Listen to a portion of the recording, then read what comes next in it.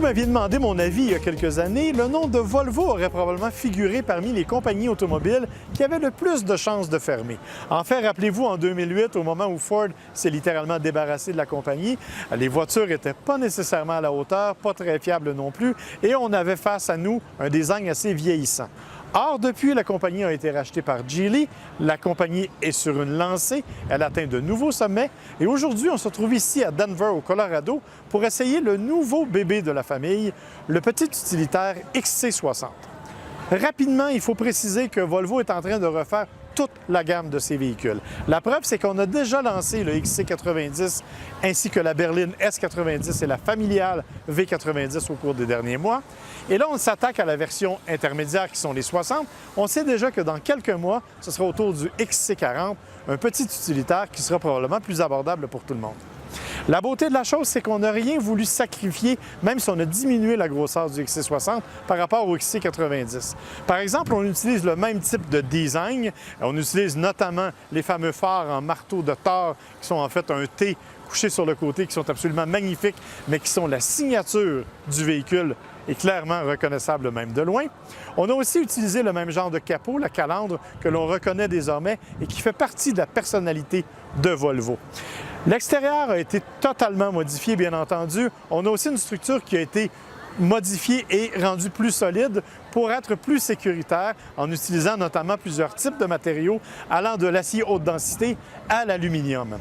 La beauté du véhicule, elle est aussi à l'intérieur parce que le cockpit du XC60, qui est calqué sur celui du XC90, est vraiment magnifique et profite d'une qualité de finition haut de gamme. Bien sûr, dans les versions les plus élevées, les Inscription et Inscription, on a des boiseries notamment, mais la version R-Design, comme celle qui est derrière moi, profite d'un intérieur un peu plus sportif, nettement plus dynamique et qui est aussi tout à fait charmant.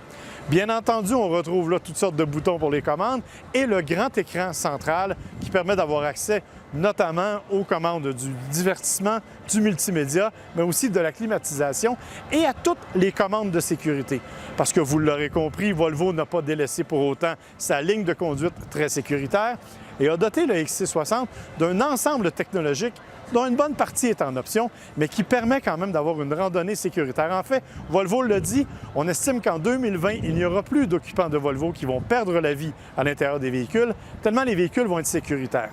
Bien sûr, on a là les éléments traditionnels, régulateur de vitesse adaptatif, l'aide au maintien en voie, le détecteur d'angle mort, ça c'est assez standard, mais on a utilisé d'autres éléments, notamment les freins par exemple, pour aider à contrôler le véhicule avec le CD Safety, ce qui rend les contournements beaucoup plus aisés et qui permet aux passagers et aux conducteurs d'être plus en sécurité. Dernier détail, évidemment, il faut en parler, c'est la motorisation. Volvo a décidé de simplifier sa motorisation en utilisant les mêmes moteurs dans toutes ses gammes. Il y a donc 3 moteurs disponibles. La version de base arrive avec un moteur de 250 chevaux, c'est la T5. La T6, qui est la version moyenne gamme, a 316 chevaux. Et la haute gamme, c'est la hybride branchable, la version T8 de 400 chevaux, qui a une autonomie électrique, dit-on, d'une trentaine de kilomètres, mais on n'a pas voulu s'avancer là-dessus, mais quand même qui donne une certaine nervosité en démarrage et qui donne vraiment une conduite plus inspirée. Évidemment, vous aurez compris que ça vient avec un prix. La version T8, elle, est à peu près 66 000 alors que la version de base tourne aux alentours de 48 000 Évidemment, c'est un changement radical pour le petit XC60 qui arrive d'ailleurs en ce moment même chez les concessionnaires et qui donne une conduite beaucoup plus inspirée. On a réussi à intégrer, par exemple, dans la version R-Design, une suspension plus sportive.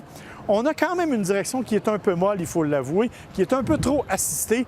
Malgré tout, sur les routes du Colorado, on a eu l'occasion de s'amuser abondamment. Et je vous le dis, c'est un véhicule qui a connu un certain succès. Aux États-Unis, on estime qu'on va tripler les ventes avec ce nouveau modèle. Et j'aurais tendance à penser qu'ils ont plutôt raison.